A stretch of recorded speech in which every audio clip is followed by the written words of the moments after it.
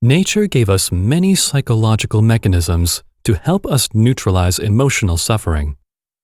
One of them is to temporarily escape into fantasies. For example, we love to see movies with fantastical elements. We get lost for 2 hours and feel refreshed by the end. Forgetting about our worries and trepidations for even a few hours gives us an opportunity to emotionally recover. Another excellent mechanism is psychological flow. If we find an activity enjoyable, we often become totally absorbed in it and lose track of time, which can be very beneficial to our well-being.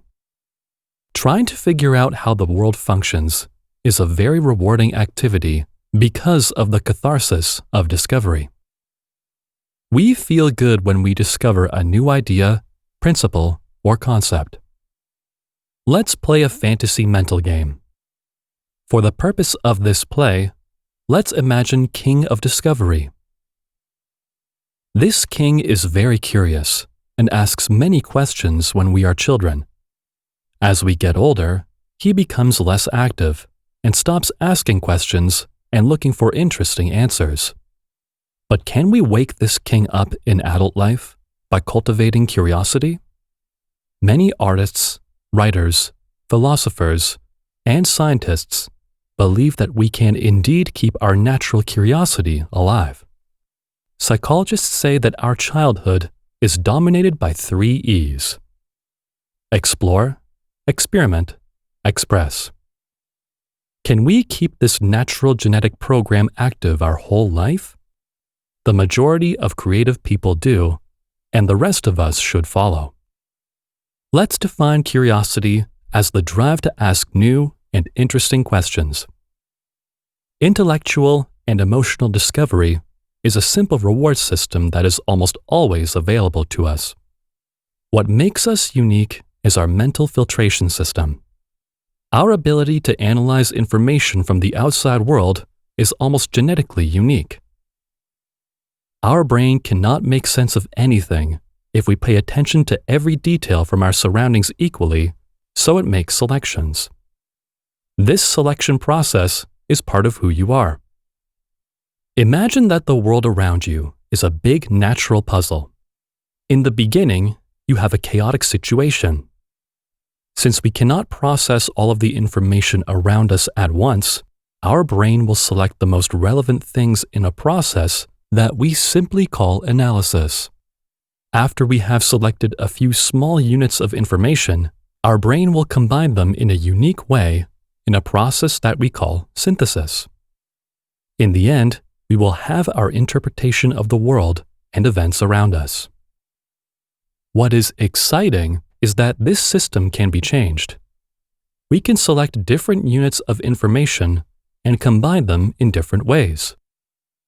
Thus, we can have many different interpretations of the same situation or event.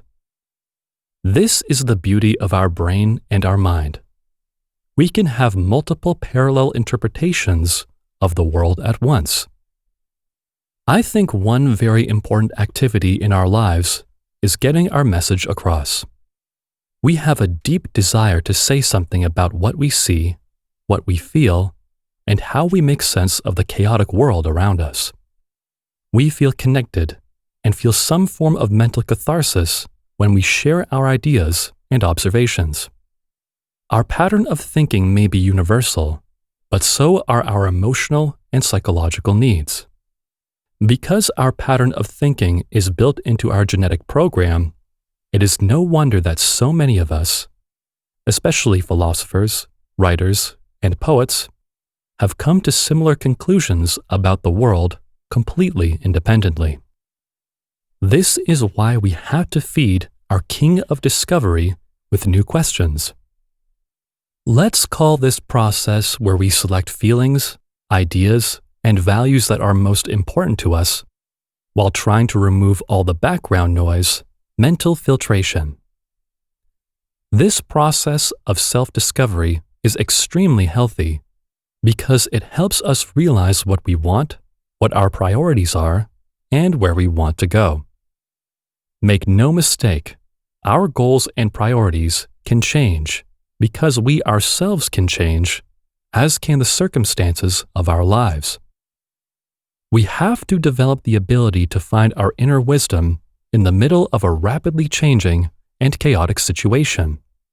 Very frequently, there are multiple parallel solutions to a problem, and we have to train our mind to see them all at once. Our non-religious beliefs are changeable because our personal experiences and interpretations of this world can change on a daily basis.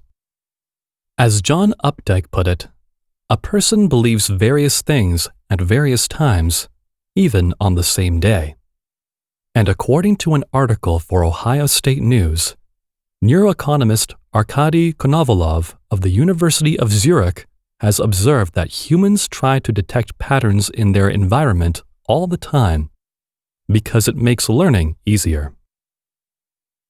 Discovering patterns in our environment is a very rewarding activity that can cause relaxation and stimulate our natural curiosity.